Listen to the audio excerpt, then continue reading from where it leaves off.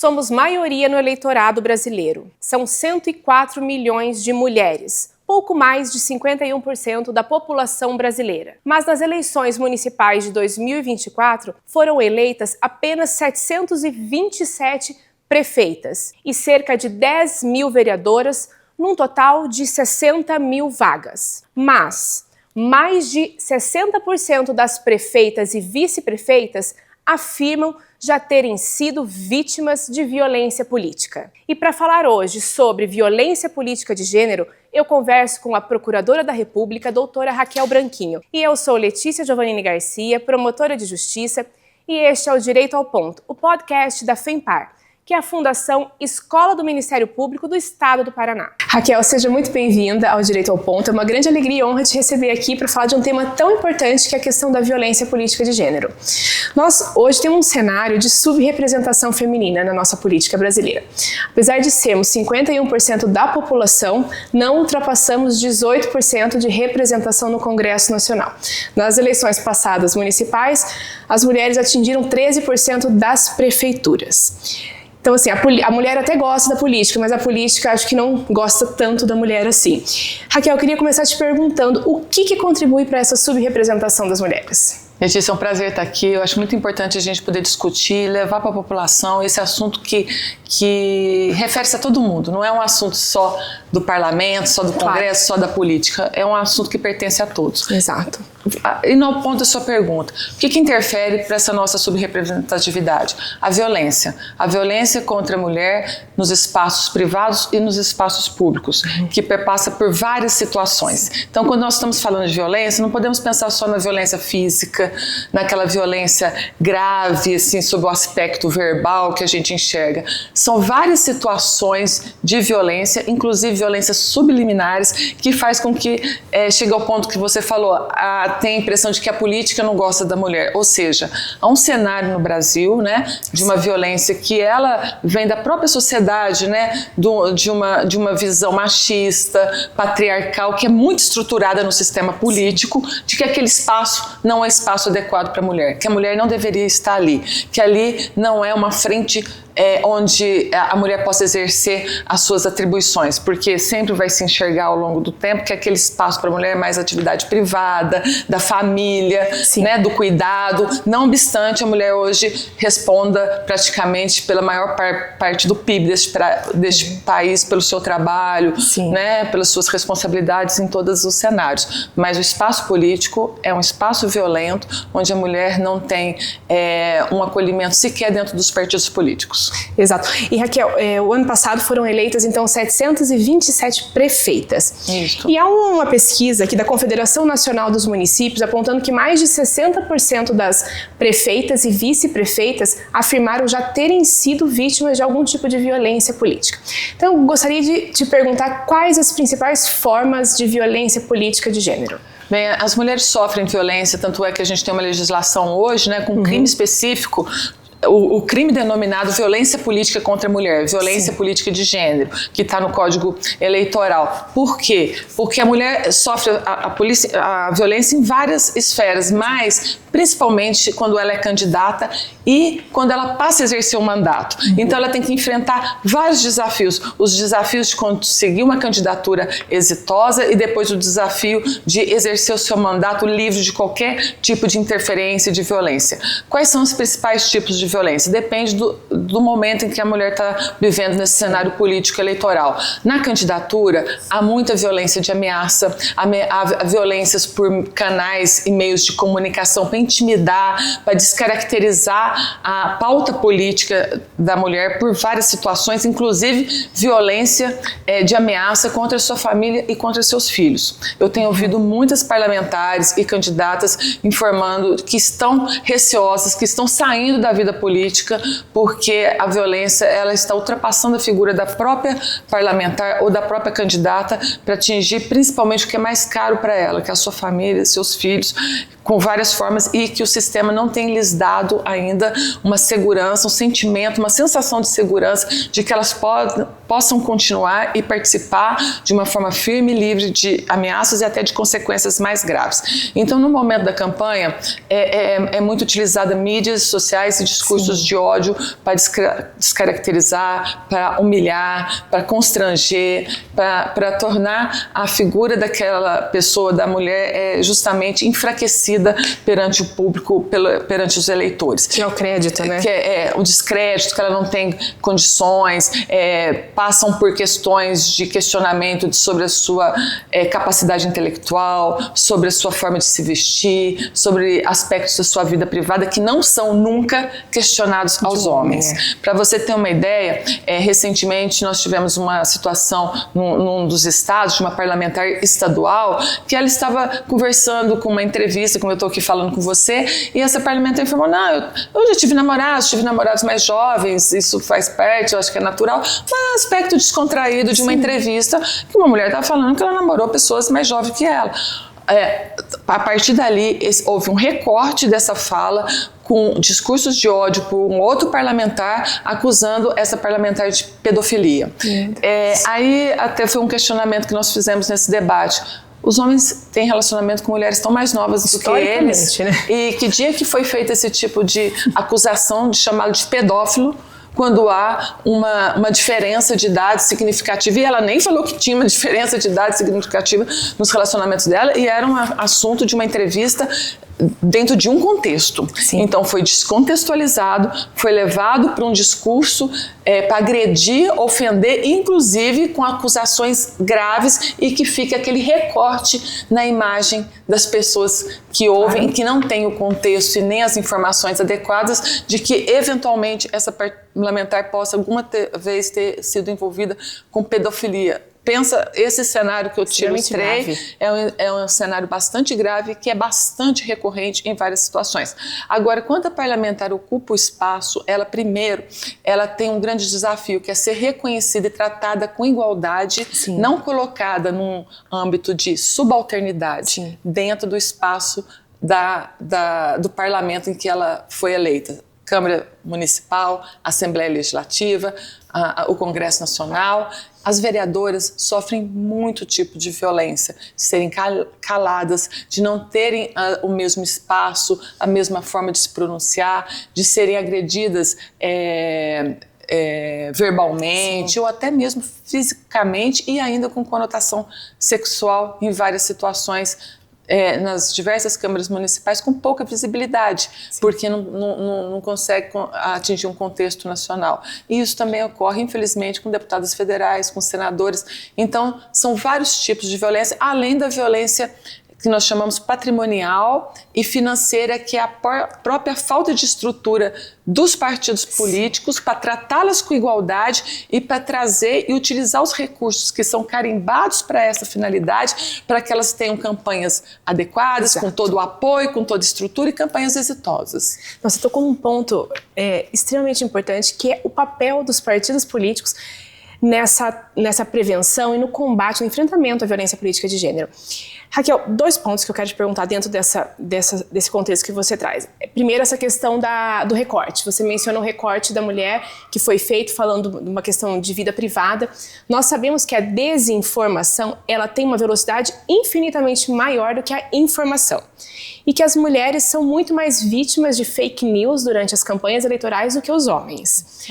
Eu gostaria de te perguntar, então, inicialmente, com relação a isso, como que o Ministério Público Eleitoral tem atuado para lidar com essas fake news, e em especial no que diz respeito às mulheres, para o enfrentamento da violência política de gênero? Bem, o discurso de ódio e fake news é um fenômeno relativamente recente. Sim. Né? Vamos dizer que nós temos vivenciado isso nas últimas 2, 3 eleições como uma ferramenta utilizada por alguns políticos, no geral, né, no termo geral, como sendo um mecanismo de se fazer política. É uma ferramenta inconstitucional. É um mecanismo que viola e fere direitos fundamentais da Constituição Federal, mas que, como você mesma mencionou, Letícia, a velocidade, a forma como isso acontece, muitas vezes, quando vai se chegar para corrigir esse tipo de violência já está até muito tarde. Nas eleições do ano passado, eu consegui entrevistar e conversar com várias candidatas a prefeituras que estavam em posições até bastante com grandes chances de êxito nas eleições, algumas em segundo turno, mas que sofreram muita violência por discurso de ódio e por fake news, e que o sistema de justiça não conseguiu ser tão eficaz a ponto de reparar aquele dano que foi causado de uma forma muito rápida e num momento bastante estratégico, que são as eleições, principalmente entre primeiro e segundo turno, que o espaço, o tempo é muito curto, e que essas informações muitas vezes elas vão se irradiar ali de uma forma, disseminar de uma forma tão grande que a correção ela se torna talvez tardia, e elas sentiram isso. Mas por outro lado, nós temos sempre incentivado o sistema de justiça eleitoral, e aí eu estou falando Ministério Público Eleitoral, principalmente, aparato policial, advocacia também, que faz um grande papel nesse cenário, de serem muito rápidos, de usarem medidas judiciais, e aí o judiciário já está preparado, inclusive porque a própria Lei 14.192 traz ferramentas dentro do próprio sistema para se utilizar medidas cautelares de reparação, de exclusão daquele tipo de material, de preservação desse conteúdo probatório. Nós já temos toda uma cadeia de custódia de como se fazer essa preservação da prova rapidamente, e inclusive para se divulgar que se trata de uma notícia falsa e algumas vezes determinar que a própria outra candidatura ou quem lançou isso faça essa reparação da informação a tempo e modo. Há mecanismos, mas é sempre necessário estar por dentro de como fazer. Danos houve. Claro. Porque realmente quem está lançando mão disso faz uma análise de custo-benefício. Até a justiça chegar, eu já fui mais eficaz e eu já alcancei meu objetivo. Mas para te citar um exemplo, nós temos vários exemplos de problemas, mas nós temos exemplos bastante exitosos. No próprio Rio Grande do Sul, houve uma prefeitura em que um candidato, era a época de campanha ainda, um candidato a prefeito lançou mão de um vídeo privado, particular, de uma candidata a vereadora de um partido de outra legenda, e veiculou um discurso descontextualizado, utilizou aquele vídeo que é verdadeiro em um contexto político, descaracterizando ali perante a população a campanha da vereadora, a própria pessoa da vereadora em algumas situações. Como o Ministério Público Eleitoral foi bastante ágil nessa situação específica, houve a representação por violência política contra a mulher, contra essa vereadora, ela não foi eleita, ela estava fazendo, parece que uma campanha bem ativa, com chances de êxito. O Ministério Público Eleitoral lançou mão de duas medidas. Primeiro, uma ação de impugnação do mandato eleitoral. Como esse candidato foi eleito, há um prazo curto ali após o resultado das eleições para que se possa ajuizar uma ação de impugnação de mandato eleitoral. E o Ministério Público Eleitoral do local ajuizou essa ação e também entrou com uma ação penal, e ele tinha vencido a eleição, esse prefeito. Ele venceu a eleição. E depois? E a justiça determinou a cassação dele. Por violação dos direitos e justamente por veicular um discurso de ódio com violência numa campanha eleitoral para descaracterizar a campanha de uma mulher e com aquela imagem de violência do gênero, porque tudo que nós estamos falando aqui sempre é importante contextualizar que se trata de um crime, de uma legislação que tutela justamente a campanha, os direitos políticos e eleitorais femininos. Por quê? Porque nós temos já um microsistema que vem avançando desde a década de 90 para garantir que as mulheres consigam ter mais êxito e mais representatividade, cumprindo o que a Constituição diz. Só que nós não conseguimos superar, estamos vindo com bastante dificuldade. Depois a gente pode até retomar e falar dos partidos políticos, que tem um papel central nisso. E aí veio a lei que criminaliza essa conduta. Então, nessa situação específica, além do prefeito eleito ter perdido, óbvio que vai caber recurso e tudo mais, mas houve uma sentença né, de cassação do mandato dele em razão de uma violência política de gênero, ele foi condenado também na esfera criminal pelo crime do artigo 326B do Código Eleitoral, que é a violência política contra a mulher. Então, para justamente passar a informação que existe também a resposta, de que existe resposta, estão ocorrendo, muitas vezes não são na velocidade que a gente deseja, mas justamente o que nós estamos fazendo é trazendo conhecimento, informação, que com isso se torna tudo mais rápido, mais eficaz. E a lei que traz hoje o crime de violência política de gênero é uma lei recente, ela tem 4 anos. Então, assim, nós estamos aprendendo a lidar com ela. Isso. Então, eu queria, antes de entrar no partido político, eu acho que esse é um dos temas centrais, a questão da atuação dos partidos políticos, eu quero também lembrar que existe uma questão muito importante. É o impacto que a violência doméstica reflete na vida política da mulher. Porque muitas mulheres, elas já sofrem essa violência dentro de casa, do marido, companheiro, impedindo de ingressar na vida política. Então, como você fala em microsistema, que já vem desde a década de 90, nós já temos todo esse olhar, inicialmente ali para a violência doméstica, que é o principal foco da violência de gênero contra a mulher.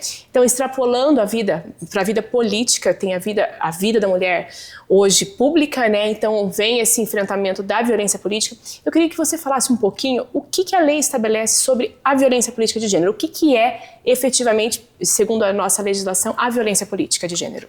Bem, como você bem disse, nós já temos um avanço bem grande, né, na legislação do Brasil, considerada uma das melhores do mundo, na tutela da proteção da mulher na sua esfera privada, né? Que é a Lei Maria da Penha, a lei que tenta tutelar esses direitos de não violência, né, de prevenção à violência e também de punição de graves violações de direitos contra as mulheres na esfera física, emocional, psicológica, chegando ao ápice do feminicídio, que infelizmente é uma chaga social que atinge gravemente este país, né? Em todos os estados, em todas as situações a gente vivencia isso. A Lei de Violência Política de Gênero foi aprovada em agosto de 2021. É uma lei bem recente. Ela vem num contexto do homicídio da vereadora Marielle Franco. Ela vem num contexto, não é a única mulher política que exerce atividade que foi morta nesse país, mas teve uma repercussão bastante grande e com isso impulsionou um discurso no parlamento, inclusive a bancada feminina na época e também no contexto dos tratados, recomendações, acordos que o Brasil é signatário de todos os acordos e tratados de direitos humanos, de prevenção à violência contra a mulher, de trazer mais direitos e mais igualdades, mas na nossa esfera da vida diária nós não estamos conseguindo cumprir esse compromisso constitucional e esse compromisso internacional, né, perante a ONU, perante o sistema interamericano. O que acontece? Nós temos essa legislação. Ela traz para o contexto político a tutela, a proteção da mulher nas mesmas esferas em que ela sofre na sua vida privada. Tanto é que quando nós falamos sobre violência política, nós falamos de violência física, sexual, emocional, psicológica, moral, simbólica, violência patrimonial, violência financeira, ou seja, é todo tipo de violência que a mulher sofre na sua esfera de vida privada, que também acontece na esfera política. Por quê? Porque faz parte de um contexto social que, obviamente, nós estamos mais avançados. Por que nós estamos mais avançados hoje? Porque nós temos legislação e estamos conseguindo discutir isso de uma forma mais aprofundada. Mas ainda temos que avançar muito, porque ainda temos uma visão muito arraigada do patriarcado e da subalternidade da mulher e da normalização, principalmente, de várias situações em relação à mulher, por entender que não, isso funciona assim mesmo, isso acontece dessa forma. Então essa legislação ela vem justamente quebrar isso, ela traz um conceito. Ela tem o artigo 1º, 2º e 3º, e nesses artigos ela traz um conceito da violência política de gênero, que é qualquer ato, qualquer atitude para restringir, impedir, criar obstáculo à atividade política ampla da mulher. Ela também na esfera política e também na vida pública. Então, é uma lei que traz um instrumento para você trabalhar para além da esfera política. Ela altera vários dispositivos da legislação eleitoral, seja da lei das propagandas eleitorais, da lei dos partidos políticos e do Código Eleitoral para tratar sistematicamente deste assunto, garantindo direitos de igualdade na propaganda, na campanha, elevando a pena quando violações ou crimes contra a honra no contexto das mulheres acontece durante a campanha eleitoral com repercussão por meios de comunicação em massa. Ela traz um dispositivo que obriga os partidos políticos a trabalharem a prevenção e a repressão da violência política contra a mulher, alterando a lei dos partidos políticos. Então é uma lei que trata sistematicamente e ela traz um tipo penal específico da violência política contra a mulher. Até 2021, até agosto de 2021, as mulheres sofreram sempre violências na esfera política, tal qual na sua vida privada, mas não tinha um conceito, não tinha uma forma de trabalhar técnica e sistematicamente esse assunto. Sim. A violência contra as parlamentares ou candidatos muitas vezes era tratada como ameaça ou como crime contra a honra, justamente se perdendo dentro do sistema crime comum, né? Um crime comum e de sua menos importância, porque é crime que depende inclusive de representação, crime de ação penal privada. Então ele levou esse crime para crime de ação penal pública. É dever do Ministério Público, do sistema de justiça, garantir os direitos, garantir liberdade e garantir campanha e desempenho do mandato sem violência. Sim. E Raquel, a legislação ela fala de candidata e a mulher já eleita, mas não trouxe a figura da pré-candidata. Como tem sido esse debate sobre a inclusão da pré-candidata nesse sistema de proteção da violência política de gênero? Isso, todos sabemos que no sistema eleitoral já temos quase que uma fase hoje, que é a da pré-candidatura já bastante reconhecida, né? Como que nós temos trabalhado? Primeiramente, internalizar para nós, que somos operadores do direito, para a própria sociedade, que a Lei 14.192, que é a lei que trata da violência política contra a mulher, ela tem que ser olhada como uma lei que tutela todas as mulheres na esfera política, eleitoral e partidária. Sim. Né? Ela tem um tipo penal específico? Tem. Mas se acontecer um crime contra uma pré-candidata, que ela não vai se enquadrar por ela não ser protegida pelo artigo 326B do Código Eleitoral, porque ela ainda não é candidata. Mas aconteceu um crime que está tipificado no Código Penal ou na legislação especial, é um crime de violência política de gênero. Sim. Então nós trabalhamos por quê? Para que nós possamos usar as ferramentas que essa legislação nos permite. Por exemplo, a situação da ministra Marina, né, que teve muita repercussão porque aconteceu dentro de uma das mais importantes casas legislativas deste país e sendo assistido por toda a sociedade. Né?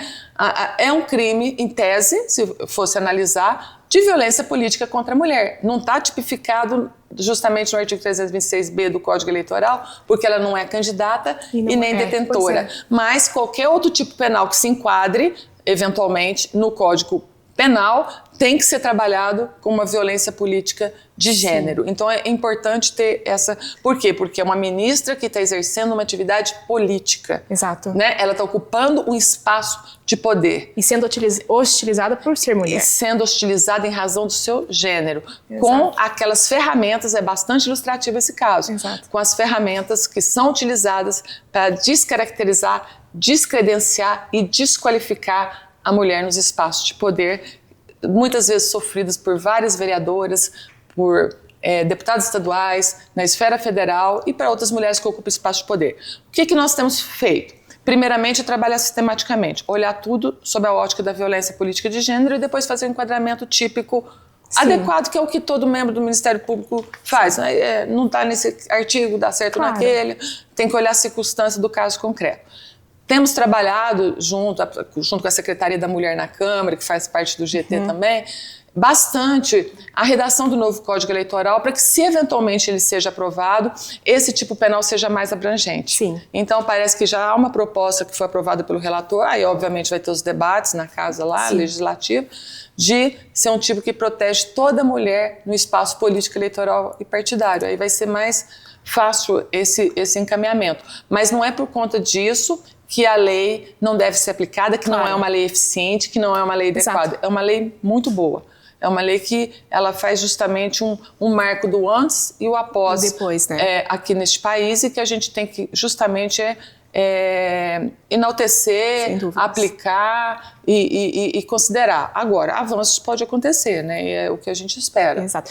E Raquel, agora entrando nos partidos políticos, nós vivemos uma democracia representativa na qual os partidos políticos eles desempenham a função primordial no funcionamento de toda a nossa nação. Porque ninguém pode se candidatar se não tiver uma filiação partidária.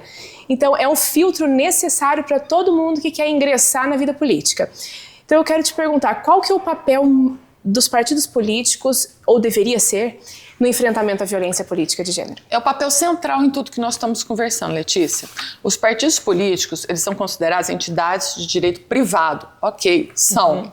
Mas eles têm uma responsabilidade constitucional que ela chega a ser superior, muitas vezes, até aos órgãos de instituição do Estado brasileiro. Exato. Porque eles têm a prerrogativa do lançamento das candidaturas. É pelos partidos políticos que são lançadas as candidaturas, que é feito o debate político da representatividade, que é a base da democracia. Sim. Nós vivemos uma democracia disfuncional ainda, sob vários aspectos. Sim. E também sob o aspecto dos direitos femininos, né? Na vida privada, na vida política, em várias outras esferas. Mas nós temos, não podemos deixar de dizer, um sistema que funciona adequadamente sobre o aspecto do cumprimento das regras, da transparência, da forma como são feitas as eleições. Então, tudo isso aqui no Brasil é muito avançado. Os partidos políticos, eles são parte central nisso daí. E hoje a Constituição dá atribuições específicas os partidos políticos. Ainda temos uma legislação também, como a Lei 14.192, que trouxe atribuições. Por quê? Porque, historicamente, obviamente, os partidos são instituições que refletem as questões principais, os principais problemas da nossa sociedade. Eles têm características machistas e patriarcais, liderados em regras por homens, e colocam as mulheres num espaço realmente de subalternidade. Sim. É difícil você olhar para partidos que as mulheres têm voz em situações de igualdade. Geralmente são criados núcleos ou algumas esferas dentro dos partidos para segregar o tratamento das mulheres como se fosse algo que deveria ser trabalhado à parte. E não é verdade.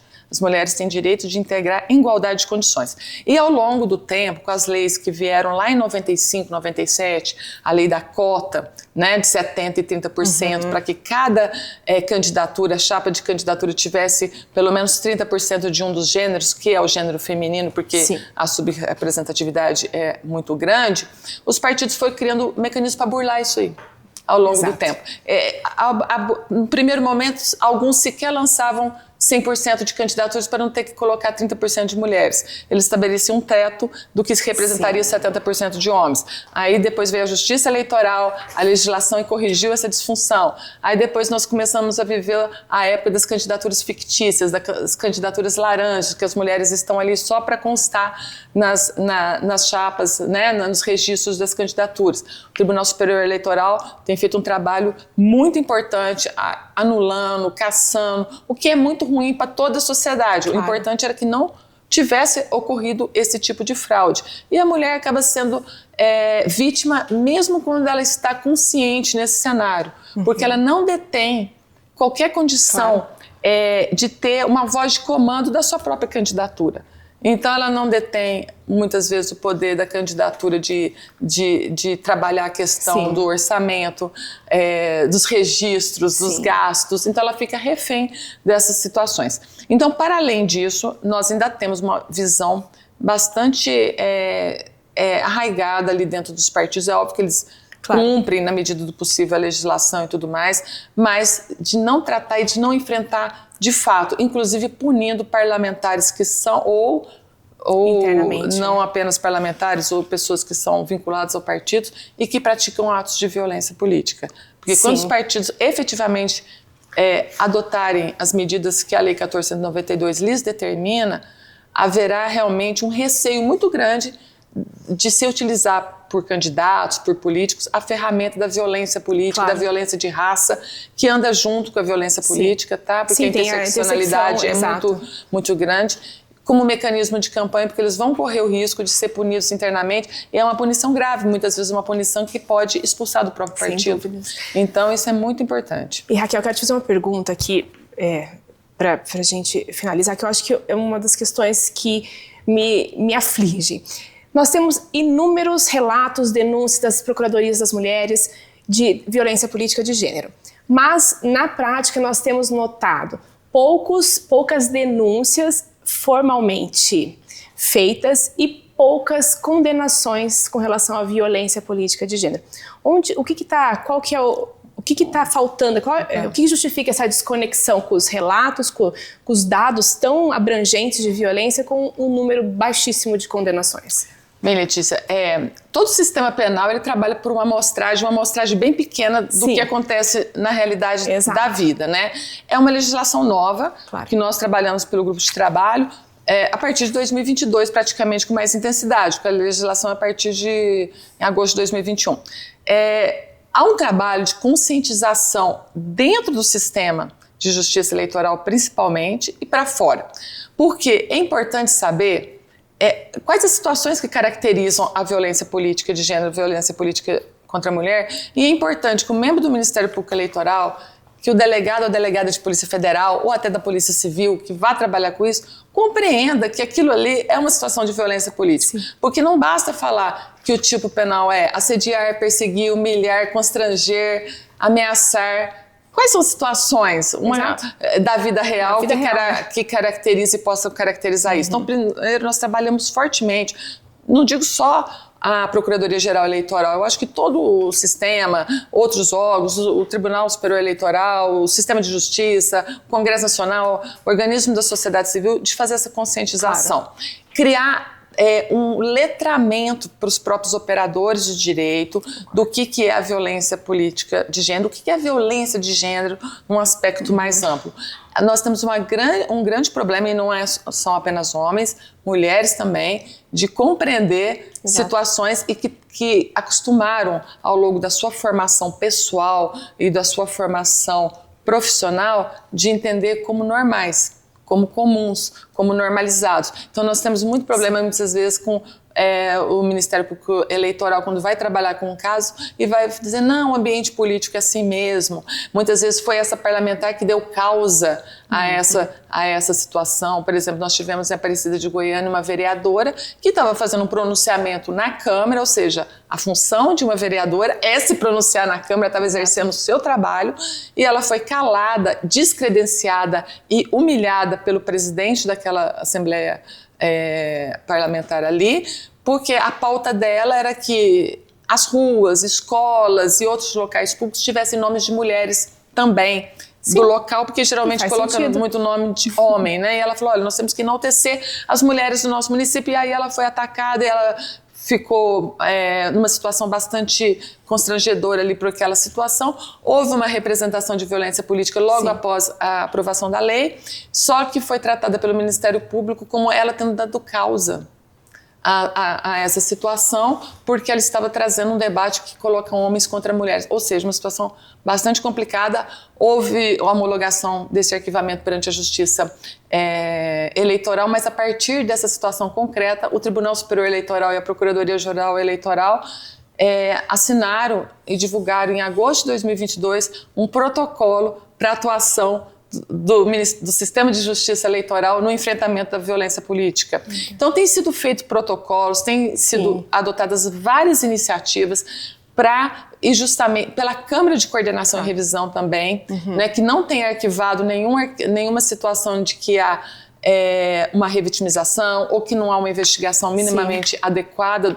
Inclusive, agora tem uma orientação conjunta da 2ª Câmara e da Procuradoria-Geral Eleitoral, estabelecendo requisitos mínimos de investigação dos procedimentos que trata da violência política contra a mulher. E hoje nós alcançamos mais ou menos uma marca de acompanhamento pelo GT de 325 casos, já tem 45 denúncias, ainda tem, como você falou, baixas condenações, 8 condenações, mas tem processos em andamento, tem recursos, tem condenações mantidas pelos tribunais regionais eleitorais. Eu acho que tem avançado bastante, mas é importante isso, que o sistema esteja preparado para trabalhar. Nós temos um protocolo para atuação na perspectiva de gênero do CNJ. Sim. O CNNP também precisa ter o seu protocolo. Mas, independentemente disso, o instrumento que o CNJ fornece, ele é adequado para todo o sistema, claro, para todos os Raquel, operadores. Você é coordenadora do grupo de trabalho de enfrentamento à violência política de gênero. Inclusive, tem sido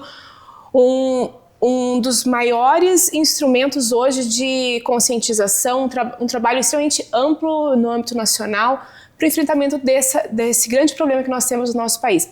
Qual mensagem você deixaria para as mulheres que hoje têm vontade de ingressar na política e têm medo? Acho que a mensagem que eu deixo é de superar o medo, enfrentar, ingressar na política, exercer seu direito.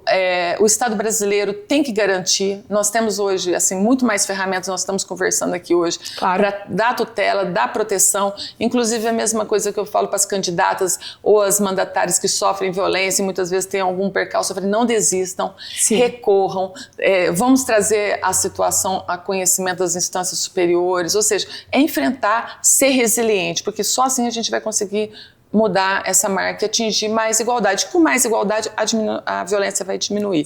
Essa violência de gênero, especificamente. Concordo, faz sentido. Raquel, muito obrigada por ter aceitado esse convite, de participar do Direito ao Ponto. Fico muito feliz e honrada com a tua participação aqui por esse tema tão importante que é a violência política. Obrigada, Raquel. Eu estou honrada e agradeço muito. Parabéns. Obrigada.